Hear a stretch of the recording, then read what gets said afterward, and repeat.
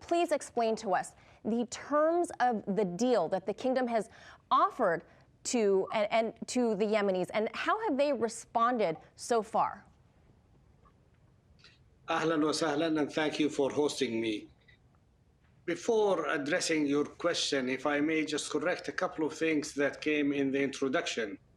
You referred to the bombing and implied that the bombing was responsible for most of the casualties in Yemen. This is, in fact, not true. Most of the casualties in Yemen have been a result of mines planted by the Houthis, arbitrary shelling by the Houthis against heavily populated cities and villages, and simply the Houthis' vicious attacks and onslaughts. Saudi Arabian airstrikes have always been calibrated to impact military targets and have not been a major cause of civilian casualties. You also mentioned in another side that the war was continuing because of Saudi Arabia's continuous activities. Again, this is not true. Saudi Arabia has repeatedly offered a ceasefire and peaceful solution to the crisis. This last initiative is the most comprehensive because it talks about the seaports and the airports, as well as ceasefire throughout Yemen. And we hope that the Houthis will resort to the voice of wisdom and peace and will accept this initiative. This is a precious opportunity for them to do so and to stop their efforts in disrupting supply lines for humanitarian assistance that is causing as many as the millions that you have referred to be close to death.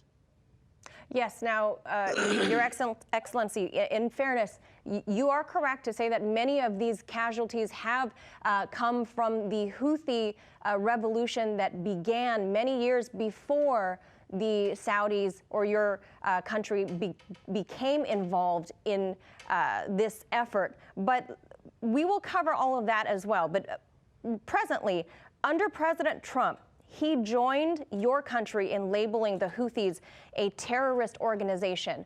But now, under new U.S. President Joe Biden, he has removed that designation, which on the U.S. behalf will allow U.S. humanitarian aid. How do you take this shift in U.S. policy? Let me again correct something that you referred to when you described the Houthis as a revolution. In fact, that is not a revolution. They are a rebellion. They are a small minority within a minority that has rebelled against the legitimate rule of the government recognized internationally. So it's a little bit an overflow to describe them as a revolution in progress. As far as the designation of the Houthis as a terrorist organization, we know they are a terrorist organization. They have proven that themselves by virtue of the kind of attacks they have exercised against civilian populations, by virtue of their arbitrary shelling and mining and so forth.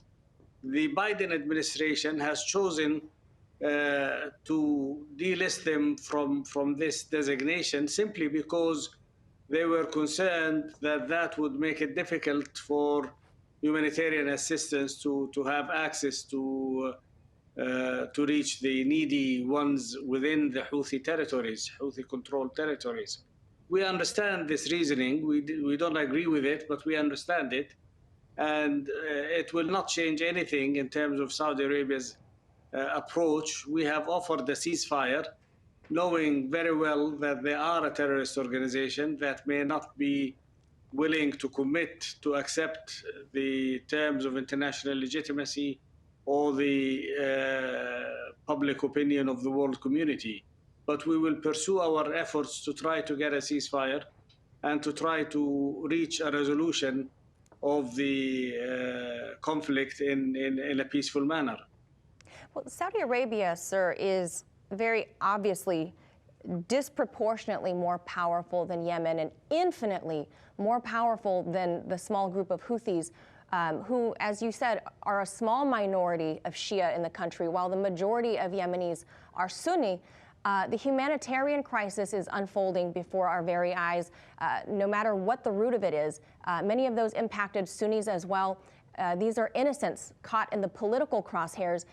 Yemen is viewed as a proxy war between the kingdom and Iran. How do you respond to that? And what will your country do to help end the humanitarian crisis if you cannot come to a diplomatic solution?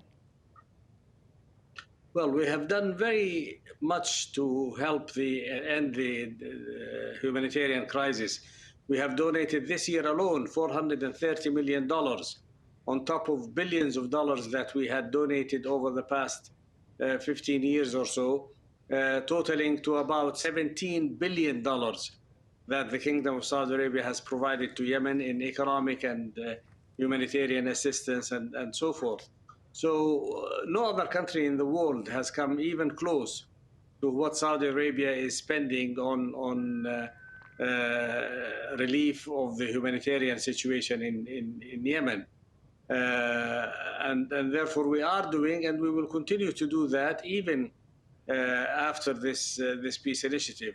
You say we are far more powerful than Yemen, but we have not exercised that power against the Yemenis because they are our brothers and sisters. We are the same people, and the Yemeni people is being held hostage by the Houthis, and we don't want to sort of destroy the house and the hostages at the same time. Right, and I appreciate hearing the Saudi perspective on this ongoing war in Yemen. We often hear about the Houthi side, the rebel side. It's interesting to hear the other side of this, the Sana'a-backed government.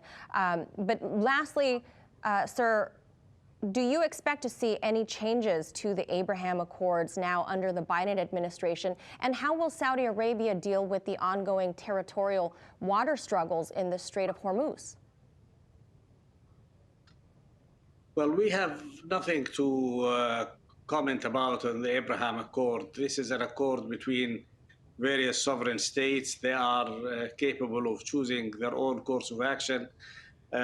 We have maintained that our position is to uphold the Arab Peace Initiative, which we had offered in 2002 and which still is on the table, and we're prepared to discuss its implementation and going about in accordance with this peace initiative.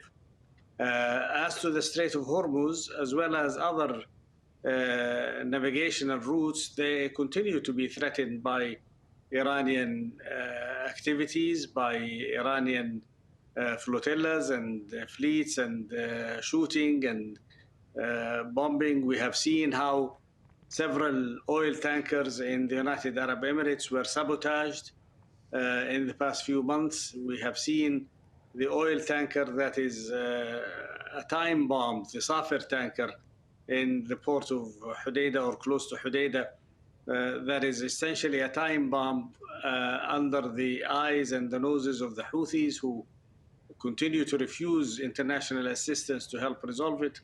So Iran is acting very irresponsibly, both in the Strait of Hormuz as well as in the Red Sea and the Arabian Gulf in general.